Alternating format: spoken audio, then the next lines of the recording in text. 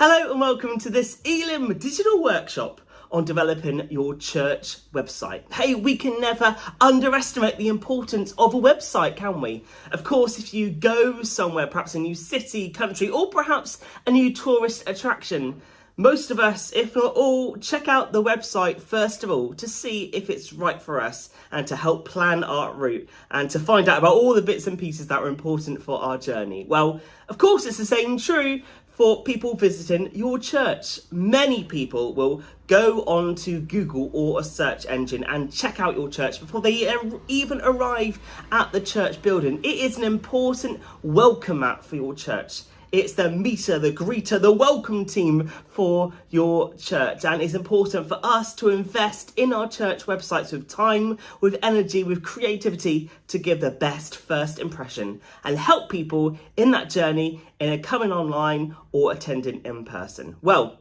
let's be inspired together. Let's learn together. Let's dive into this workshop on using the websites for churches. Let's do it together. Here we go.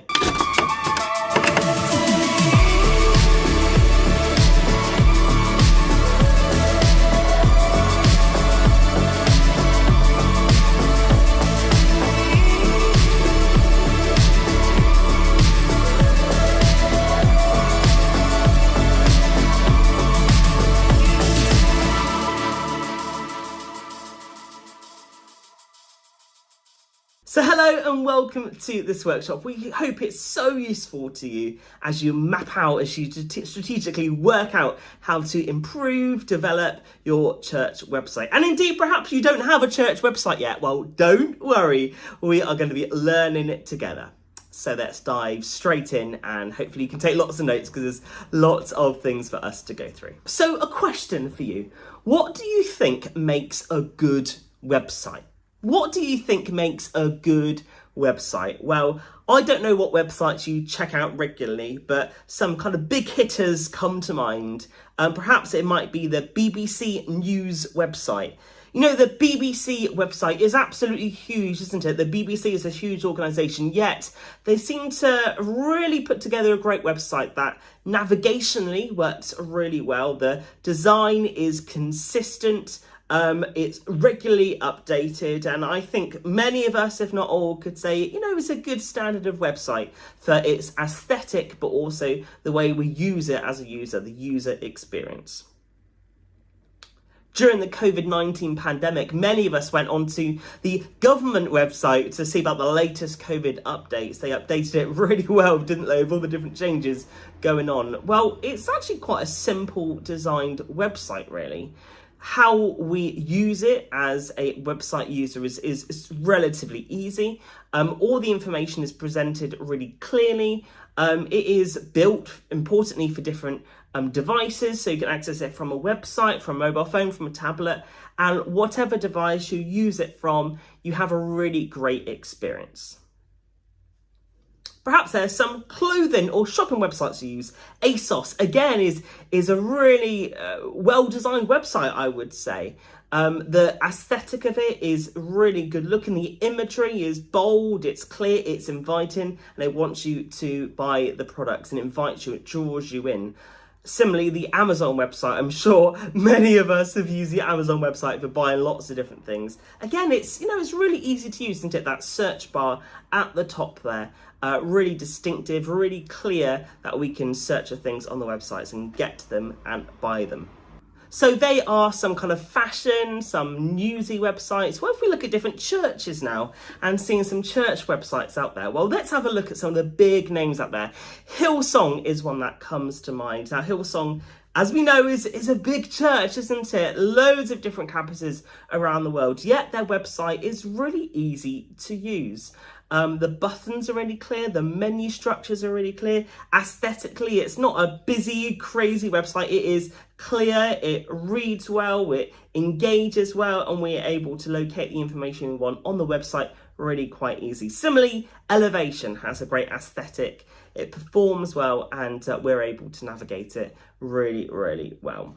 So there are some websites there just to get us thinking about what makes a good website. Some reflections there on some important things that we're perhaps looking for in a good website based on our own personal experiences. Hey, why not go into the chat room now and put down what is your favourite website that you like visiting? It could be church, it could be not church, and also the reason why you like using that website.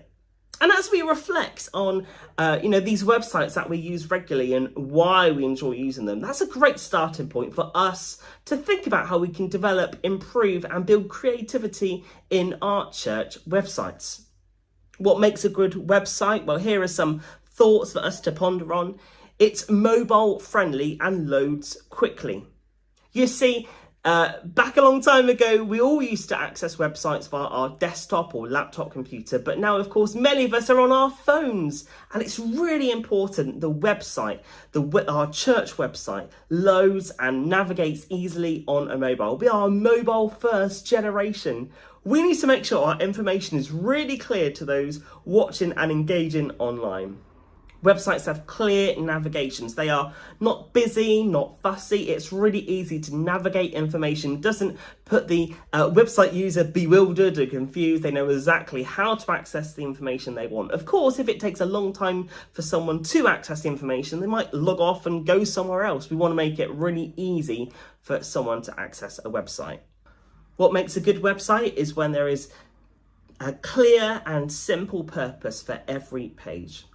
Again, we don't want the website user to be bewildered or confused or not sure what the website is about. We want to make sure every single web page has a purpose, has a design consideration, and the information on there is relevant to the page title.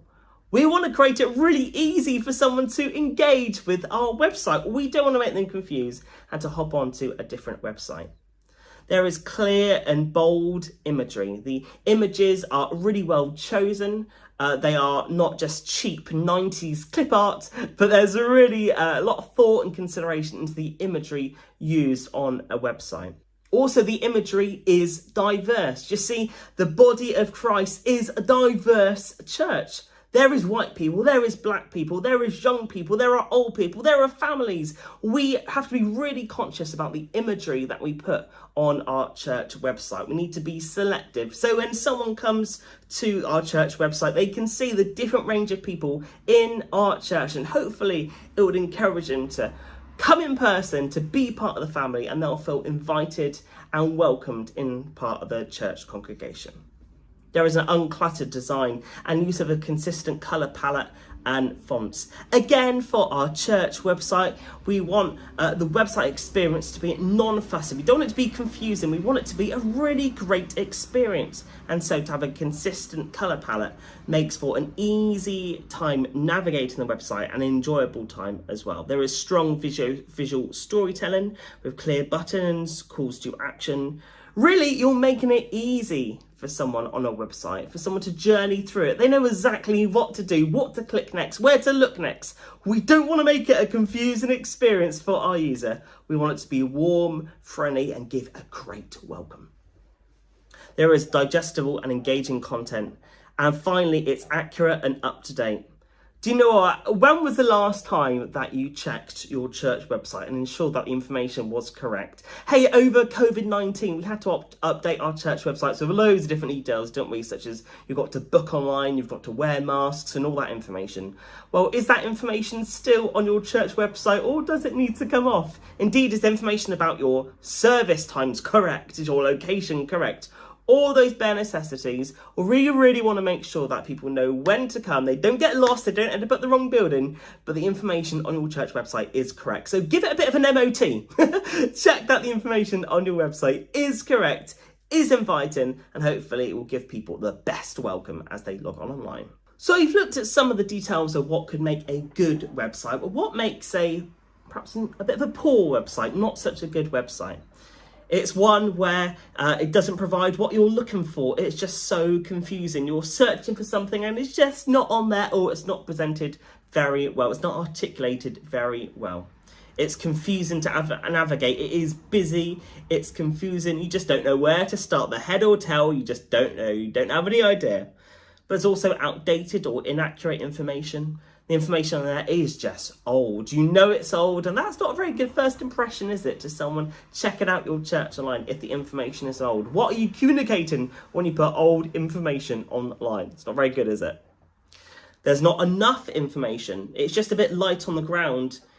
Now, what can that show to someone? That shows that perhaps you just don't care about your online experience. You don't care about giving that great welcome. We want to make sure the information is up to date, it's accurate, and provides a really great level of detail that helps to inform people's decisions if to decide if they come along to your church service. Perhaps there's too much information. It's bewildering, it's boring, it's a little bit too long, and they just can't be bothered to read it all. It makes sure the information on there is user-friendly and hopefully will make people engage throughout the whole time. So it takes too long to load. If you've got too many pictures on there that the browsers, mobile or desktop, just takes a long time to load up. Perhaps it's hard to use on a phone. Again, we are a mobile first generation. We need to make sure our websites load up really well on a mobile. So do check when you're designing your website, looking at your website, have a look on a desktop, have a look on a mobile, and also have it on a tablet, and just make sure it's a great impression, great aesthetic, great user experience across all the different devices. And finally, perhaps there is an unattractive design that simply just does not invite people in to the website experience. So here are some thoughts there on some good practices of good website design, but also some design things we need to consider if we don't want to get into that poor experience. We want to make sure it gives the best impression of our church. Hopefully, people make an informed decision whether to come in person. But of course, you might be wondering, well, okay, I've got this idea. I want to make a great website. I've got some ideas of how to make that great website. But how do I build it? Good question. Well, there are various different platforms out there that make it really easy to do so. Squarespace is one that I've personally used. It's a great website package. It's all based online. It's all cloud-based, and it's built up of different building blocks. So essentially you can embed YouTube videos, you can create text boxes, you can create embeddable forms, you can insert images. It is like a drag and drop situation. So it is super easy to use, and it is built really for a mobile first experience. So when you build a website, you don't have to check on a mobile phone, although it's good practice to, or does that look right? It's built with mobile in mind. So it will make a pucker looking website, making it look really good for a website user. Wix is similarly another website provider where it's a bit of a drag and drop situation where you can create a good looking website in minutes. Now, WordPress is a bit more complicated. There are templates out there, but it gives a much more configuration, different details. So you can change HTML code, which is a bit like the website coding behind the scenes. You can change things. You can make some really intricate details. Many people do use WordPress, but perhaps it's a little bit more detail, a little bit understanding of how to create a website that way. So, perhaps a bit further down the journey if you're really, confident in using church websites and building them from scratch. But say Squarespace and Wix are really good platforms for you to use. But, URL providers also provide free website builders. So I know I've got various different websites on 123reg, which is a domain hosting provider. Of course, there are many out there. There's also GoDaddy. There are lots of others as well. But 123reg has an inbuilt website builder. So when you register domains such as google.com, now that's already gone, but register the google.com, well, at the same time, you can build a church website via the inbuilt platform. Okay, so it makes it really easy for you to build a website. Now, it's probably not the most versatile website builder in the whole wide world. Sometimes I say Squarespace or Wix or something like that will do a better job, but certainly with Wix you can get a good looking website up in a matter of minutes.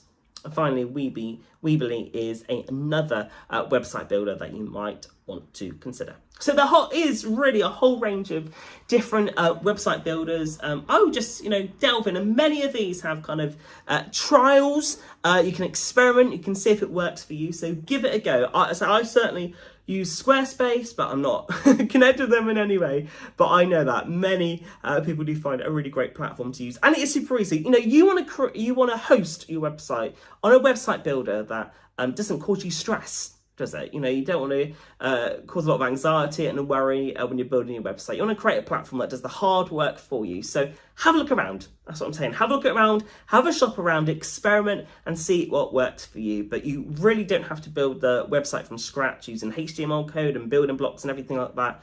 You can create one where it really is drag and drop, like a Word document or a PowerPoint document or something like that.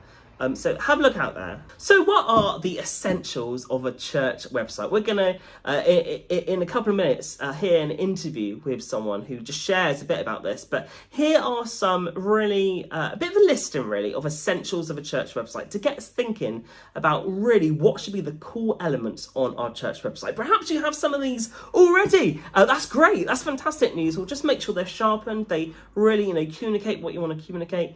But also perhaps there are other things in here that you just don't have, and something for you to consider for your church website.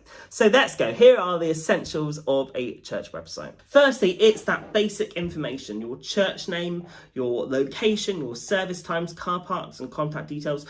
Make sure they're all up to date. Do you know what? When people come to your church website, people want to find out how they can come to your service. And many churches do stumble upon this important information. It's really hard to find. It's really difficult to find out when you want to meet. Is it clear on your church website? Is the information correct? Again, we don't want to make it a difficult experience getting to this information. It is basic. If you go to a hotel, if you go to a restaurant, you want to find out the basic information. What is the menu? How much is the food costing? We don't want to scout around these websites and it's going to be a really difficult experience to get this information. We want to make it easy for the user. So how easy is it for these people to navigate this core bits of information? And indeed, is it correct? Do a bit of MOT on your website. Ask a few people, hey, can you get to this information easily? And see if you need to make some improvements and some changes to your church website. Secondly, why not share on your church website about the experience? Perhaps it's a web page describing what the service or services are like, the dress code, about the kids' work, the atmosphere, the worship, about the audience, the type of people that can come to your service. Is it for everyone, or is it just a family sort of service? Indeed, what is the seating arrangement like? Why not put on your website details about this, the experience of coming to your church service? Again, you want to make people feel welcomed. You want to ease any anxiety or worry. Put this information on your church website, perhaps like a one-page website, just describing what it is like someone to come to your church service. That information can really help settle nerves and make people feel invited as they come along to your building. Why not put information about your church experience on your church website? Thirdly, people want to know about your beliefs. Perhaps you have a statement of faith for your church, perhaps links to organisations such as the Evangelical Alliance. You could put that on your church website. People want to know as a church what you believe. They want to know if the faith they are looking to explore is something that you two as a church adhere to and belong to and agree with. So put that on there. Make people have an awareness of what you believe. Be unashamed about it, and that will really help people make an informed decision if they will come along to your church in person, indeed, or online.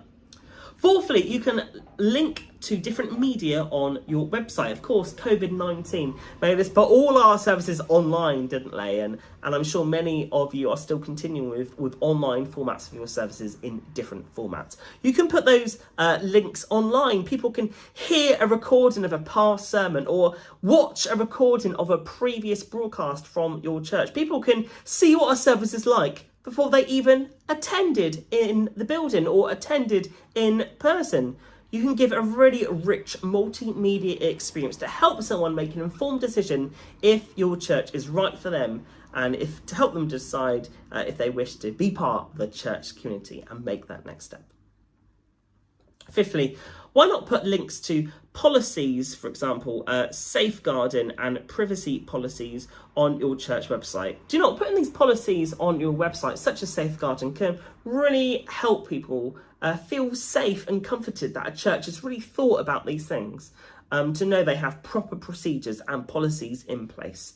If they're bringing their kids along and they've got a family, to know there is a safeguarding, robust procedure in place makes people feel, do you know what, these guys know what they're doing, and they've really thought these things through. So put these policies online and just make it really public. Of course, it's easily accessible, so if people do want to refer to them for whatever incidents, they can do as well, really easily on the church website.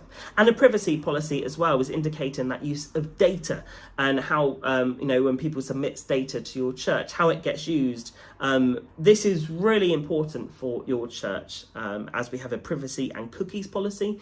Make sure you have one for your church website, because you'll be collecting data on your church website. It could be a contact form, it could be things like cookies, it could be lots of information like that. So make sure you've got a privacy policy on your church website. Next up, why not put an invitation to faith on your church website? It could be a web page all about who is Jesus, detailing about how can someone become a Christian, perhaps their prayer of salvation. Now, you might be wondering, well, why would you put this online? Like, surely someone can come to a church service in person or online and hear about it. Well, people might stay online and do a bit of research into their faith. They still might be a little bit too scared about coming to your church service. Well, they can receive this evangelistic information online, help them to decide if accepting Jesus into their life is right for them, make an informed decision. Do you know what? We don't sign up to something when we don't know what the rules are. We don't sign up to a club, we don't sign up to a membership or something if we don't know what the rules are, what the contract is, how much it costs or something like that. When people accept Jesus into their life, they are inviting him. That's a big decision. And we really want to be clear. We want to be forefront about what that involves. We can put that invitation on the church website, the prayer of salvation, details about what it means to have a personal relationship with Jesus, and encourage people to make that next step. Number 7 is giving opportunities. Do you know what? Nowadays, we have lots of opportunities to give, not just passing around the offering bucket, perhaps filling out an envelope, but we can give online as well. I don't know if you, give to your church already, perhaps to a charity or something like that. But, you might have really considered about online giving. Well, make sure that giving option is online.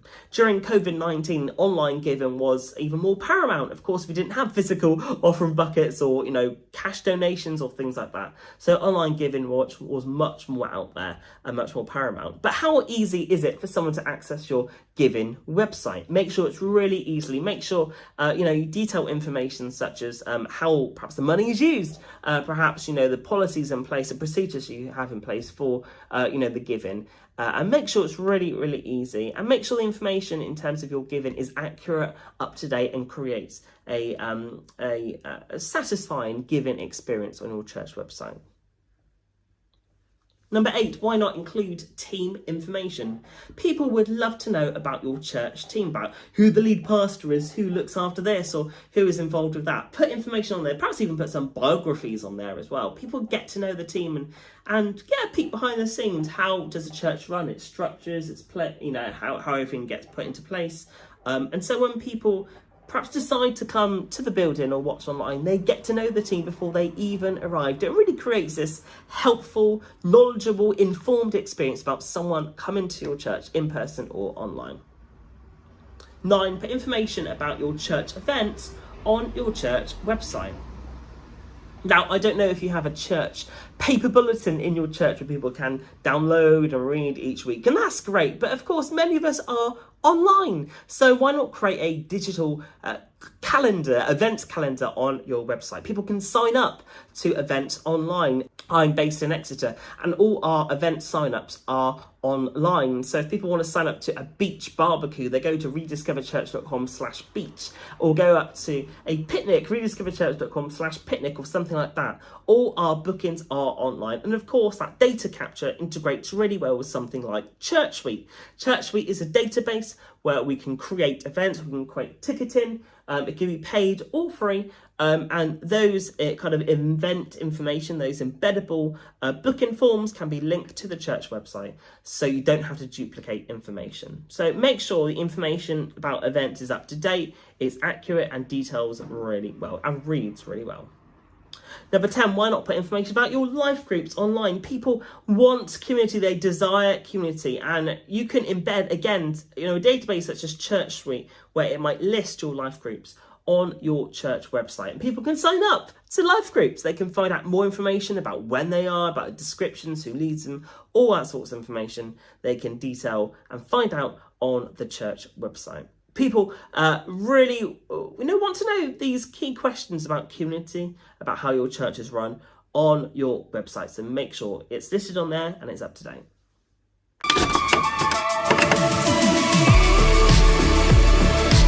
If you've just joined us, a big welcome. We're going through 20 different ideas of key essentials for your church website. So hopefully you're taking lots of notes and you're finding all these ideas interesting. So let's go back to the list, 10 more essential ideas of updates for your church website. So let's go back to the list. Next up, why not put new Christian resources on your church website? Now, that could be an invitation to things like Alpha on your church website. Hey, I'm part of a church in Exeter, and we've had so many people in recent months and years take part in Alpha. People are looking for an Alpha course to take part in. So if you've got an Alpha course running, put it really clearly on your website. There could be helpful videos, guides, app resources on your website to help people who have recently become a Christian or are looking to find out what the Christianity faith is all about. The 4 Points Gospel has some really great videos. Just Google 4 Points Gospel and you'll be able to find the resources there. You can embed those videos into your church website to help people find out what it means to become a Christian and to help people in that process. Make your website really informative, help people in their decision making, and again, that shows your heart as a church when you put this information on your website. It shows that you care about those exploring faith, or is it just for Christians? Is it a Christian church and you just want Christians there? Or do you have a heart for new Christians and you want to help people, make people feel comfortable as they explore the Christian faith personally for themselves? So make sure your website is geared towards non-Christians and also those exploring faith. Next up, if you have outreach work in your church, perhaps you work in the community, you support the homeless, or you work with schools or something like that, put information about that on your church website, because that says a lot about you as a church. Because as a church, you don't just run your Sunday services, you run internal events for your church congregation, but you really believe and have a heart for your local community, your village, your town, your city, county, whatever it may be. Put that information on your church website. It says a lot about your core vision, your values, what you're about as a church, and hopefully people will see that and feel encouraged as they decide to be part of that. And also your church community can sign up to those events and see what else runs throughout the whole things in the life of the church and sign up to those different events too. 13, put information about your kids and youth work online. Details of activities, things like workers involved, are they DBS checked, and also details of weekly events. That's really helps people, families who are making an informed decision whether this church that they are looking at is right for them. Put that information online, gives that comforting information. It will help, it will guide them, and also reassure them to know that perhaps that the workers are DBS checked and this will be a safe environment for their children to go to. Make sure this information is up to date. Make sure you've got permission from the parents. If you have pictures of children on there, make sure that permission is granted before you take those pictures first. But again, it really helps make an informed decision for a family deciding if they wish to attend your church. Number 14, you can put an opportunity for prayer requests to be submitted online. Perhaps you could say to your church midweek, hey, if anyone's got a prayer request, go onto our website, submit them online, and the team will be ready and willing to receive these prayer request emails and to pray over them. It's a really easy way for people to stand with others in prayer. And you can invite this to your whole community. In Exeter, we actually leafleted every single home in the city, and we said, hey, is there anything we can pray for you? If so, hop onto our church website, submit a prayer request, and we'd love to stand with you today. So why not put that prayer request form on the website? Of course, really make sure that when a prayer request is submitted, it is prayed for and it doesn't just get sat in a spam box or unattended email box somewhere, but make sure that these prayer requests are being invited to and are being prayed for. Number 15, you could put discipleship resources online, perhaps information such as how people can be baptized, be filled with the Holy Spirit, and loads of other resources as such. Hey, I don't know if you you have baptisms in your church, but for us, we put all our baptism discipleship resources online, a series of videos which people watch, we've pre-recorded, where people can find out what is baptism, what's the sort of person that can be baptized, what is the biblical narrative, what is the biblical understanding of baptisms, and these videos are all on the website, and also a sign-up form using a website called Typeform is also on the website as well. So people can feel acknowledged, they can understand and make an educated decision if baptism is right for them, but also submit their application. So you can put loads of these resources online. People can access them any time in the week. Perhaps there are notes from the sermon that you could put online. Again, outside of that Sunday experience, people can hop onto your church website and really help and build their faith with the information you put on your church website. Number 16, do you support missions and different charities as a church? Do you do that? Do you give financially, or do you prayerfully spend time praying for different mission organisations, perhaps different missionaries and different charities? Well, put that information on your website. It is a great resource. It shows your heart as a church when you put this information on your website, that you care, that you're living out your faith. It can provide regular updates to how the support is making a real difference in the lives of so many people. Put that information on your website and just help and inform people. Provide news updates as they navigate your church website. Number 17, put information about different teams on your church website, perhaps those who help on a Sunday or perhaps throughout the whole week, and encourage people to get involved. Perhaps there could be a sign-up form on the website, church website. You could list all the different teams on your websites, perhaps the job requirements, the volunteer job requirements for someone belonging to the kids team or belonging to the AV team, whatever it may be. And people can really see the diversity of different teams in the church to see what team best fits their skill set, best fits their calling, and they can sign up online. So put that information online and help people make an informed decision about what team to join. Number 18, you could put news articles and blog articles online. Perhaps encourage people in your whole church to write articles and to be involved that way. It creates a dynamic, vibrant and updated church website where everyone can get involved. It's not just a website that people visit once and it's forgotten about, but if you provide regular news articles, you can get everyone involved in this. And it's a great celebration of the diversity of the body of Christ, the diversity of your church, and how God is speaking and changing people's lives. Get people involved in creating blog articles, news articles, and for someone who is just visiting your church online, they can see what is happening, the different range of people in your church, and hopefully it will make people have an informed decision of whether to attend your church. 19, why not share stories of testimonies, but also stories of life change in your church, perhaps through video.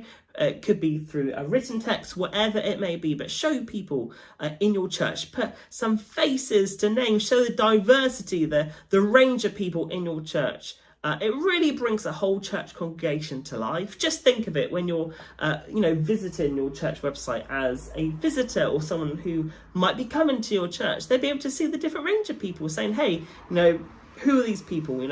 What are their stories? And it makes people provide a really healthy stepping stone for someone to come in your church in person or online. And you can capture these stories just on a phone, to be honest.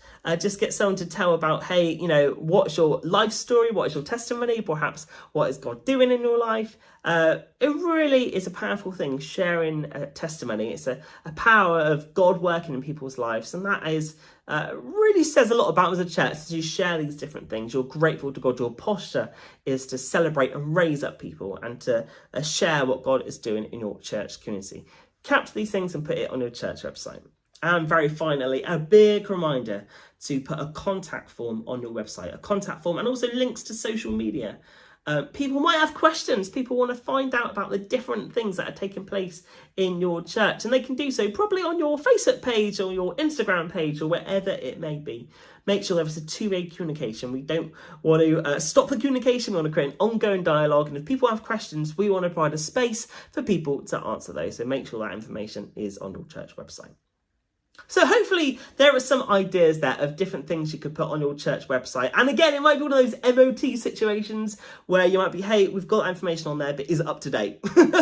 Does the information best reflect what we as a church, what our heart is, what we want to communicate? Does it create an engaging experience for someone who is checking out your church website? So give it a bit of an MOT and create that bit of a strategic plan, developing those pages, developing that content, and creating a great experience as someone checks out your church website. But hey, we're now going to watch a bit of an interview to learn more about SEO. I don't know if you know what SEO is, but don't worry, we're going to have a look at a bit of that in a second. And also just some strategic plan, really, some mapping the way forward of how you could build your church website. So we're going to see an interview now from Kevin Pickup. He's an Elim pastor, really, big on developing SEO and developing websites. He's got a lot of knowledge and skills. So let's watch this now, take notes and be inspired. Yeah, I'm Kevin Pickup. I'm an Elim minister, ordained minister with Elim. Look after 3 churches in Cornwall. Gateway Church, which covers Launceston, Bodmin and Lostwithiel. But my kind of tent making ministry is I'm a digital marketing expert, which means I kind of do a lot of marketing for websites and help promote websites. And I've been doing that now for the best part of 20 years. Awesome. That sounds amazing. And you've worked on websites for, a lot of that time. Tell us, what do you think makes a good website? I think a good thing that makes a very good website isn't necessarily the design. You'll speak to graphic designers and they'll tell you it's all about the design. You'll speak to web developers and they'll tell you it's all about the coding. But to be honest, the best element of a good website is the quality of the content. The better the content, the more user-friendly the content, the more stickability the content is on the site, really is some of the key things. So in other words, how long people are engaging with the site, how long they're there for, what pages they're looking at, are they able to find what they're looking for?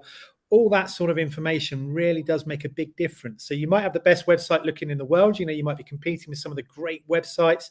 You might have spent the most money ever spent on a website as a church before. But if the user is not engaging with what they're looking for, then actually the site is not very good at all. I think some of the things that people need to think about before they're developing a website is to ask some of those questions, probably in the planning stage, which will then help them develop the best place to develop, whether it's on a WordPress, whether it's on a Wix site or a Squarespace site. All good platforms or even a bespoke package for you. There's plenty out there which are very good, and certainly there's some great Christian organizations who provide good platforms to build websites on. But I think actually you have to track back first and ask the questions of what is the purpose of the website? What is it you want it to be? Is it a tool to generate people to come to church? Is it a tool to promote content, fresh content, videos? Is it a place where you want to talk about some of the social action programs you're doing? Once you have that understanding of what the purpose of the website is, then you have an understanding of who's going to build that site and who's going to manage the content moving forwards. Then you can start to ask the question of, well, what's the best platform to build this on? So for instance, things like WordPress are some of the best, is probably the best free for use platform out there, but it also is much more complicated to use and to build a site on than say maybe a Wix site, which is what we call a WYSIWYG. What you see is what you get. So some things you have to ask. The first question you have to ask is, what is the capability of the person who's building the site for me? Am I outsourcing this to someone to build, or is this actually fallen on me, maybe as a minister or someone in the church who's gladly volunteered to do it? What are their capabilities first of all before they even start to think about the platform they use? How should they start thinking about pages and things to build? Because, what should be on the website, but when they've got this blank bit of paper, we're going to build a website, what should be a first question they should ask? When someone's building a website, the first question they need to ask is, what are they trying to communicate? So that can determine how many pages you have. It's quite trendy. We call them brochure sites. A lot of churches we would call a brochure site, which effectively is like a brochure you'd find on a coffee table, but it's transferred onto a web page. And some people might go, well, okay, one page is more than enough for what we need, and it's just a long scrolling site with information about the what, how, where and when.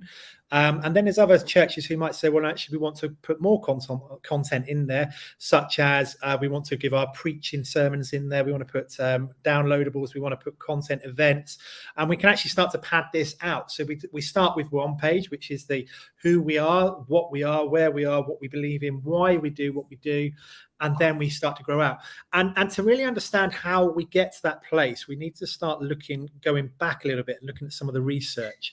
One thing that a lot of sites that I've been involved with over the years don't do enough research to start with and ask the question of, what is it that we want to achieve with this website? Who is our audience? So for instance, if you don't already have it on your website, I'd really recommend you get something like Google Analytics plugged in. Really simple to do. If you've got a web developer who knows of some basic code, they'll do that within 5 minutes. It's a really simple tool. But once you've got that plugged in, not only will it tell you, say, the number of visitors coming to your site, it will tell you the geographic location of your visitors. It will tell you the gender, male, female split. It will tell you the platform they're using. Are they using a computer? Are they using a mobile phone? Are they using a tablet? Are they using iPhones? Are they using Samsungs? What is the age demographic of people visiting your site? On top of that, you can then start to go deeper and you can start to set up goals. So you can actually look at funnels of where people are interacting most on your site, or you can start to look at which pages are the most popular. There's so much content. I can speak for hours on this one, Jason, on the content that is available in the Google Analytics. But once you start to delve into that information, you start to build the research and the understanding of who your audience is. Because quite often what we might find is as we build those pages, we can build a 20, 30 page website. We think, oh, we've got the best website in the town. We've got the best website in our Elim community. But actually, if the user is not engaging or connecting with that content, and actually they're not actually finding the site as useful as you would like to think it is, then actually it's a pointless exercise. It's not a really good tool at all. So that's something to probably consider, is to actually go back. So we're not necessarily looking at the layout of the pages here. That comes later as part of the design process. But we're asking the question, what is the purpose of the site? And what can we already glean information-wise to help us build a profile of who our user will be and how they'll best interact with us? What is SEO? Why is it important for a website? And how do we develop the SEO of the website and how that all goes? Yeah, once we have a website and we understand what our website is about, one of the common mistakes that people will make is when they have a website is they think they've got the website. So it's this nice shiny thing with lots of flashing colors and great graphics going on and pop-up boxes happening here and great content, which has spent a lot of time, probably resources putting in place. Is that a lot of clients that we've worked with have found that they then go, well, hang on a second, we're not getting any visitors to our site. Why are people not visiting us? Why are they not engaging with us? We thought this website would generate something which would just be bringing in 30, 40, 50 people into our church. And what we suggest is then looking at search engine optimization. Now, search engine optimization, or SEO as an acronym, is very much about looking at the optimizing the site. So things like your keywords, your graphics, your text, your links that are coming to your site. Those elements of we have on-site activity and off-site activity. So it's simple things like every page has 3 core elements. It has a page title, it has a meta description, and it has meta keywords. Now, the keywords you can probably put to one side. A lot of people will kind of focus too much time on their keywords. Now, if you imagine Google represents probably 95% of all search engine activity that takes place. The key really is that you want to be the number one search for. So if someone's searching for a church in Exeter, you really want to be the number 1 or number 2 or number 3 placed person on that list in the organic searches. So when you look in Google and you do a search, you'll see there's some paid for ads and you'll see some listings on there, and you'll see a little word ad, which is Google AdWords. But below that, you'll see the organic search results. And that's really where it gets very competitive. And the target will be for any church will be, so if I'm looking for churches in Exeter, there might be half a dozen or a dozen good churches, but I'm probably, as a user visiting the area, will only look at the first 2 or 3 to get an idea of what's going on. So if you're not in that kind of first 2 or 3 of the natural searches, what can then happen is that your potential customers or your future congregation are actually going elsewhere first. So the key really with the search engine optimization is to look at your content, to make sure that it is optimized for Google. So things like your titles and your descriptions on every single page are unique. So you don't just copy and paste the best church in Exeter as the title and put it onto every page, because Google is much more clever than that. You know, over the years, they've improved their algorithms. They've improved the way that they check sites out with their computer spiders. And what they're looking for is content which is engaging to the user. So again, you might have a website which you think looks like a Hillsong quality or an Elevation Church quality or a Saddleback quality church website. And you go, great, I've got the best site in the world. But actually, the best sites I find are the ones which are optimized best with content, which are engaging. So the search engines are so clever now that they are effectively imagining themselves as human beings. Are they engaged with what they're looking for? Are the keywords lotted around? So when you create a content on the page, make sure you create around about 200 to 300 words of content per page, and make sure that's not just copy and pasted from somewhere else. Make sure that is fresh content that you have written or you have edited significantly to then put onto your site. Because again, there are things such as duplications, and there are things such as Google kind of penalizing sites which are just copying and pasting from others. So the key really, the more work you put into your site at the beginning, and the more work that you continue to put into your site moving forward, will improve your search engine optimization. So when you look at your search engine optimization, don't think of this as being a big problem. And it's great because things like Wix and Squarespace have functions or little portals. And in fact, so do WordPress. They have add-on bolt-ons, which are all about search engine optimization. And it's such an easy thing for us to do.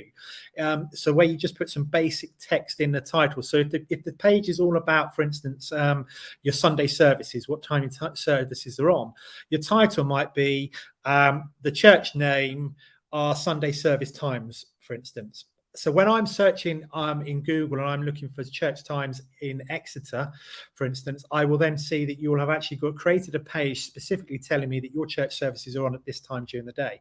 Then back in your search engine optimization tool, you'll have a description. So put about a paragraph in there, 2 or 3 sentences about your church times, what the person can expect. So when you actually do your search in Google, you'll see as the result comes back, you'll have a title. So it might be your church plus the church service times, because that's the title. And underneath that is a little bit of a description.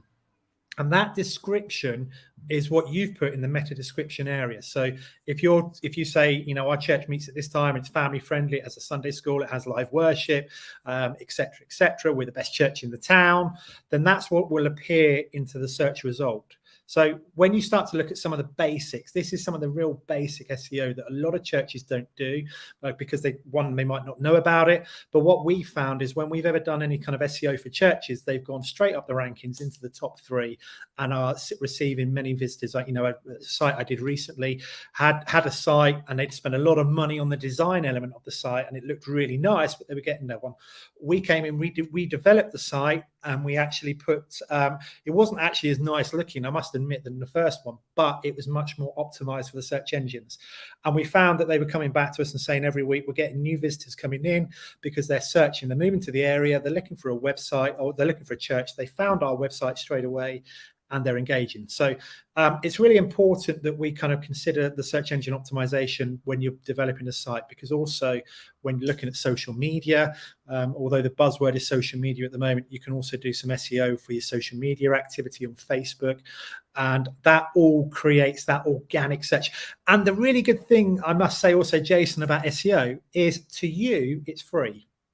Okay, a lot of the other tools that are used, like Facebook advertising or Google AdWords or PPC, as we might call it, pay per click, they are all chargeable to you. And that all costs money in your budget.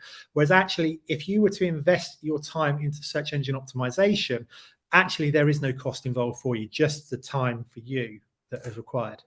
Get the keywords. Don't worry about the keyword. If you imagine Google weights everything. So if you've got a good title, that might be worth 10 points. If you've got a good description, that might be another 10. You've got some good content in your site, that might be 20 points. So if Google compares you to the church down the road.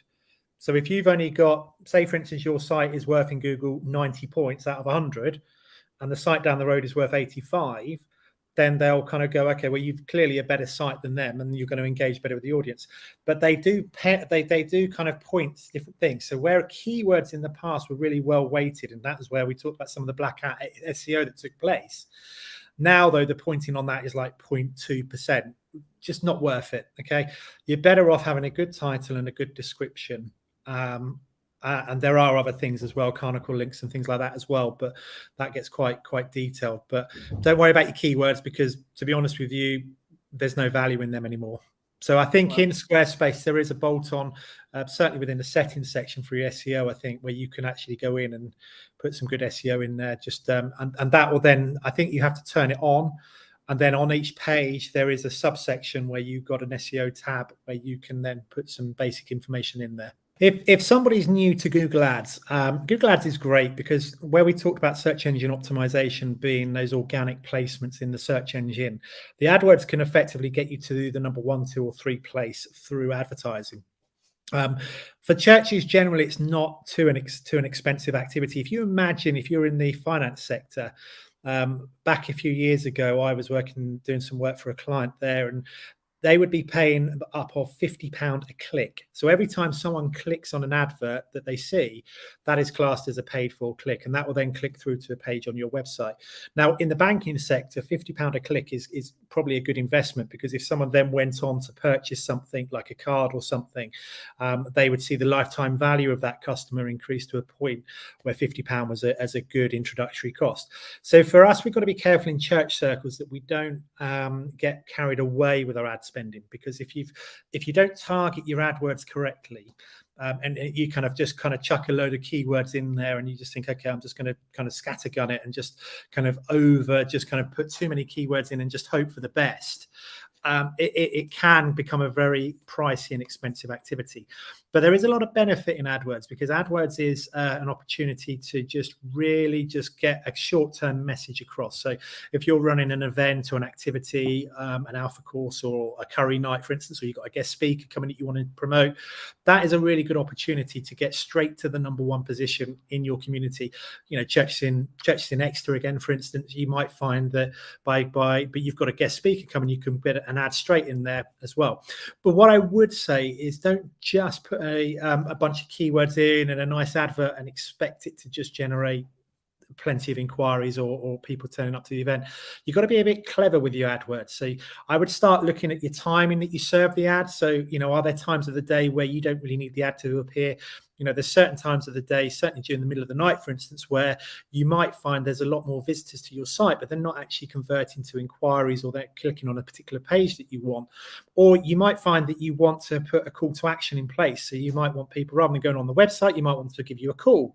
So I know, for instance, there's some organizations that we work with who specialize in doing just this stuff, where they kind of they working with individuals on social media, for instance, in the middle of the night, and they find that, you know, they might put an advert out there that says, is God real, or what are your views on this? And people start to engage with that. And that works really well for them, because they're particularly looking to kind of reach out to people at 2 o'clock in the morning when maybe there's a little bit of depression and concern going on in the person's life. But for a church promoting an event about maybe 11 o'clock morning service, are you really going to be getting many people coming to your church service because they've clicked on the link at 3 o'clock in the morning the night before? So you've got to ask those questions. What is your call to action? Where do you want people to go to on your website? Do you want people to contact you in other ways? For instance, what time of the day do you want the advert to appear? What's your maximum click that you want to put in place? Have you got a budget? You know, some of these questions are basic questions, but if you get them right now, then actually in the longer term, you'll find you'll get a much better ROI, return on investment. The other thing is also, which is great with Google Ads, is because it's a kind of a generating an income, they're really keen to help you improve your ads. So they have opportunities and optimization tools on there as well. So once you've been running them for about a month or so, and there's some data in there that's building up knowledge about them, then that will then start to provide feedback to you on things to improve. And it goes back to your website as well. So as you build a good website, make sure that you deep link your AdWords into different places. So don't just put all your ads linking straight to your homepage. If you've built a good website and you built some good content, I'd actually look at deep linking those AdWords into specific pages. What you've got to remember, the more clicks people have to make, the less likely they are to actually get to the goal that you want them to achieve.